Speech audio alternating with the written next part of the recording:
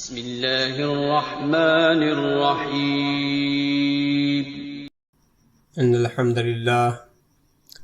للہ وکفا وسلام علی عباده الذین اصطفى اما بعد فاعوذ باللہ من الشیطان الرجیم بسم اللہ الرحمن الرحیم یا ایہا الذین آمنوا لا ترفعوا اصواتکم فوق صوت النبی ولا تجهروا له بالقول كجهر بعضكم لبعض ان تحبط اعمالكم وانتم لا تشعرون۔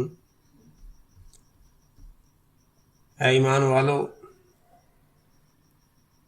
اپنی آوازوں کو نبی کی آواز سے بلند مت کرو، اور نہ اس طرح آپس میں جس طرح تم بات کرتے ہو اس طرح نبی سے بات کرو،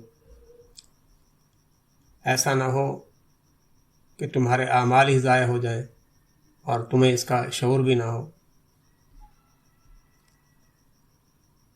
پچھلی آیت میں اللہ تبارک و تعالی نے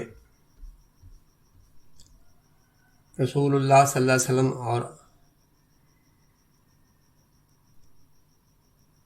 اور اللہ کے احکامات سے آگے بڑھنے سے روکا تھا۔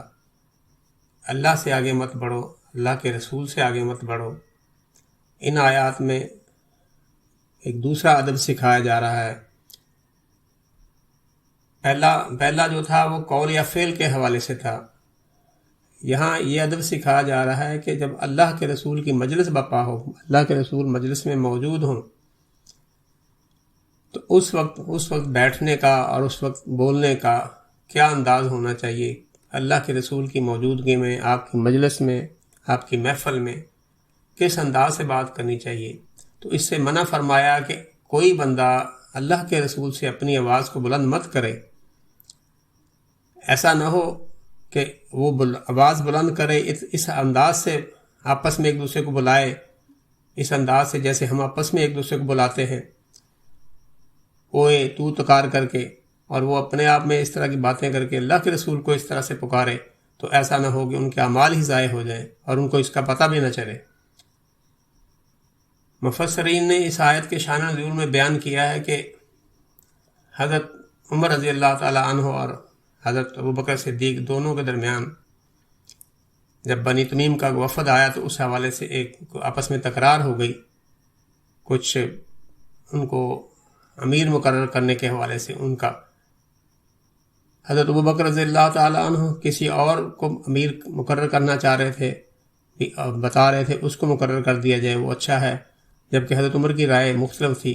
تو حضرت ابوبکر صدیق رضی اللہ تعالی عنہ نے فرمایا کہ حضرت عمر سے کہا کہ آپ تو میری مخالفت کا ارادہ ہی رکھتے ہیں جب بھی میں بات کرتا ہوں۔ تو حضرت عمر نے کہا نہیں، ایسی کوئی بات نہیں، میرا ایسا نہ تو کوئی ارادہ ہے، نہ میں نے کوئی آپ کی مخالفت کی ہے۔ اسی گفتگو میں ان کی تھوڑی آوازیں بلند ہو گئی تو اللہ تبارک و تعالیٰ نے یہ آیت نازل فرمائی، یا ایھا الذین آمنوا لا ترفعوا اصواتکم فوق صوت النبی، کہ اے ایمان والو، اپنی آوازوں کو نبی کی آواز پر بلند مت کرو۔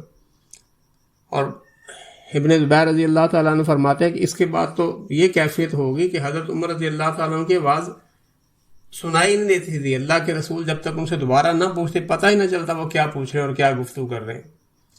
تو اس سے پتہ چلا کہ اللہ کے رسول کی موجودگی میں ان کا ادب کیسا ہے، کس طرح بیٹھنا ہے۔ اور آج اللہ کے رسول ہمارے درمیان موجود نہیں ہیں تو اس کا یہ مطلب نہیں ہے کہ یہ آیت ساقط ہوگی، بلکہ آیات ساری جو ہیں کائناتی ہیں، ان کا جو ہے عمل پوری کائنات میں قیامت تک ویسا ہی ہے جیسا اس وقت تھا۔ تو اب یہ ہے کہ اللہ کے رسول کی احادیث بیان کی جائیں کسی مجلس میں، تو ادب کا تقاضا یہ ہے کہ اس کے مقابلے میں کوئی اپنی توتکار نہ کی جائے، خاموشی سے سنا جائے، اور رسول اللہ صلی اللہ علیہ وسلم کی جب کوئی حدیث آ جائے تو اس کے مقابلے میں کوئی شخص اپنی رائے، کوئی شخص اپنا قول، کسی امام کی بات، کسی پیر فقیر کی بات پیش نہ کرے، اور یہ نہ کہے کہ میرے پیر نے تو یہ فرمایا ہے، میرے امام نے تو یہ فرمایا ہے، میرے لیڈر نے تو یہ فرمایا۔ تو یہ اللہ کے رسول کی بات کے مقابلے میں اگر کوئی شخص ایسی بات پیش کرتا ہے تو اس کا مطلب ہے کہ اللہ کے رسول کی مخالفت کر رہا ہے، اور یہ ویسا ہی اس کا بے ادبی ہوگی جیسے اللہ کے رسول کی موجودگی میں ہوتی تھی۔ اور ایسے اب آپ دیکھیں اس طرح کے لوگ بھی موجود ہیں ہمارے درمیان جو کہتے تو یہ ہیں کہ اللہ کے نبی موجود ہیں، اور جب اللہ کے نبی موجود ہیں ہمارے درمیان تو پھر باتیں اتنی اونچی اونچی کرتے ہیں، بلکہ لاؤڈ اسپیکر پر کان پھاڑنے والی آوازیں ہوتی ہیں ان کی. تو کیا رسول اللہ کی موجودگی میں اس طرح سے گفتگو کرنا، اس طرح سے بلند آواز کرنا جائز ہے؟ قطعاً نہیں.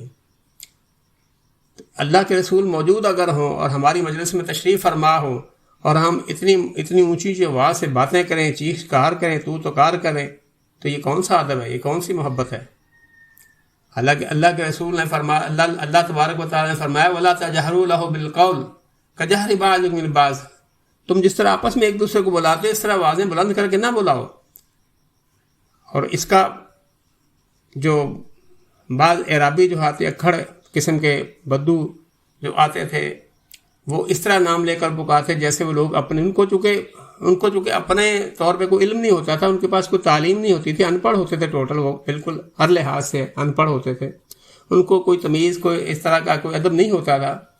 تو وہ اگر پکارتے تھے تو جس طرح آپس میں ایک دوسرے کو لوگ پکارتے ہیں، بلکہ بعض کا تو نام لے کر اللہ کے نبی کا نام لے کر پکارتے تھے، بعض باہر سے آگے کھڑے ہو کے آواز دیتے تھے اخرج یا محمد، اخرج علینا یا محمد، اے محمد ہمارے لیے باہر نکلو. تو یہ اس طرح کی باتیں وہ کرتے تھے جن کو ادب نہیں تھا. اور اسی طرح کے حوالے کی ایک آیت، ایک اور دوسری جس میں اللہ کے رسول کا مزید ادب سکھایا گیا ہے، وہ سورۃ نور میں بھی نازل ہوئی ہے. سورۃ نور کی آیت نمبر 63 آپ دیکھیں، لا تجعلوا دعاء الرسول بینکم کدعاء بعضکم بعضا، اللہ کے رسول کو بلانے کو اس طرح نہ بلاؤ جیسے تم اپنے آپ میں ایک دوسرے کو بلاتے ہو. اور آپ غور فرمائیں ذرا، اگر قرآن مجید پڑھ جائیں پورا سورت شروع سے لے کے الحمد سے والناس تک آپ تلاوت کر دیں، آپ کو اللہ کے رسول کا کہیں ایسا نہیں ملے گا کہ اللہ تبارک و تعالیٰ نے اپنے نبی کو ان کا ذاتی نام لے کر بلایا، یعنی نام میں محمد لے کر بلایا، کبھی نہیں، ایسا نہیں. آپ دیکھیں ملاحظہ فرمایا، جگہ جگہ اللہ نے فرمایا یا ایھا الرسول، یا ایھا النبی، یا ایھا المزمل، یا ایھا المدثر، یعنی کہیں اللہ کے رسول کا نام نہیں، یہ نہیں کہا کہ یا محمد، ایسا کبھی نہیں ہوا. پورے قرآن مجید میں ایسا کوئی اسلوب ہے ہی نہیں. جبکہ آپ دیکھیں باقی انبیاء کے ساتھ یا آدم، یا نوح، یا ابراہیم، یا عیسیٰ، یا موسیٰ، یا داود، مختلف جگہ اللہ تبارک و تعالیٰ نے انبیاء کے نام لے کر پکارا، یا ابراہیم کہا ہے، یا آدم کہا ہے، یا نوح کہا ہے، سب نبیوں کے نام لے کر ان کو نام لے کر پکارا ہے. لیکن جب اللہ کے رسول کی باری آئی تو ان کی صفات کے ساتھ یا ایھا الرسول، یا ایھا النبی، یہ پیار کا انداز ہے، محبت کا انداز ہے. اور جبکہ ہمارے اکثر جاہل لوگ یا محمد کہنے پر اصرار کرتے ہیں اور پکارتے ہیں، جبکہ یہ بھول جاتے ہیں کہ اللہ کی تعلیم کیا ہے، اللہ نے قرآن میں کیا بیان کیا ہوا ہے. تو یہ اس طرح اللہ کے رسول کا ادب سکھایا گیا ہے کہ اللہ کے رسول کی موجودگی میں یا ان کے بعد اللہ کے رسول کی احادیث پڑھی جا رہی ہوں، اللہ کے رسول کی حدیث کی مجلس برپا کی گئی ہو، جس جگہ اللہ کے رسول کی احادیث بیان کی جا رہی ہوں، کوئی ایسی مجلس برپا ہو جس میں کوئی شخص اللہ کے رسول کی احادیث کو باقاعدہ بیان کر رہا ہو، تو اس کو خاموشی سے سنا جائے اور ان پر عمل کیا جائے، نہ کہ اس کے مقابلے میں اپنے اپنے اقوال پیش کیے جائیں. اور اس کی وجہ کیا ہے، اس سے کیا نقصان کیا ہوگا؟ اس میں نقصان نہ تو اللہ کا نہ اللہ کے رسول کا، ان کا کوئی نقصان نہیں. جو بندہ کرتا اپنا ہی نقصان کرے گا، اور اگر کوئی کرتا ہے تو اپنا ہی فائدہ کرے گا. اگر وہ بندہ نقصان کرتا ہے تو کیسے نقصان کرے گا؟ ان تحبط اعمالکم وانتم لا تشعرون، تمہارے تو اعمال ہی ضائع ہو جائیں گے. ایسا نہ ہو کہ تمہارے اعمال ضائع ہو جائے اور تمہیں اس کا شعور بھی نہ ہو. اب دیکھیں جو منافق لوگ تھے، کافر لوگ تھے، ان کو تو پتا تھا ہمارے اعمال کیا ہے، ہمیں ان کو اس طرح کی فکر ہی نہیں، ان کے اعمال تھے ہی نہیں جو ضائع ہو جاتے. تو اعمال کن کے تھے؟ جو مومن لوگ تھے. اور اس وقت کون لوگ تھے؟ صحابہ کرام موجود تھے، جو عظیم جماعت تھی، سب سے متقی پرہیزگار جو لوگ تھے، اور جو ہمارے نمونہ بنا دیے گئے ہیں بعد میں ان پر عمل کرنے کے لیے. تو اگر ویسا ہی ہم عمل کریں گے تو ہماری نجات ہو جائے گی، اگر نہیں کریں گے تو پھر نہیں. تو اب وہ لوگ تھے، ان کے سامنے یہ آیات اتر رہی ہیں اور ان کو کہا جا رہا ہے، تو ہمارا کیا حال ہوگا؟ ہم اگر ایسے اعمال کریں گے اللہ کے رسول کے قول کے سامنے میں، اللہ کے رسول کے فرمان کے سامنے میں، ان کے حدیث کے سامنے اپنا قول پیش کریں گے، اپنی رائے پیش کریں گے، تو کیا حشر ہوگا؟ اللہ کے رسول کو کیا منہ دکھایا جائے گا؟ تو ان تحبط اعمالکم وانتم لا تشعرون، کہ تمہارے اعمال ہی ضائع ہو جائے. اور اس کی ایک اور حدیث ہے، اس کی بھی وضاحت ہوتی ہے، جس کو امام بخاری نے روایت کیا کہ بندہ اللہ کو راضی کرنے والی کوئی ایسی بات کرتا ہے جس کا وہ کوئی دھیان نہیں کرتا، اللہ تعالیٰ اس کی وجہ سے کئی درجے بلند کر دیتا ہے. اور جب اللہ کو غصہ دلانے والے کو بات کرتا ہے جس کا اس کو پتہ نہیں ہوتا، تو وہ اللہ تعالیٰ اس کو جہنم میں گرا دیتا ہے، یعنی وہ اس کی وجہ سے جہنم میں گر جاتا ہے. تو اس سے بچنا چاہیے. اللہ کے رسول کی اطاعت جو ہے، اللہ کے رسول کا جو ہمارے اوپر حق ہے، اس کو اس طرح ادا کرنا چاہیے جس طرح اللہ کے رسول نے فرمایا، اللہ نے فرمایا.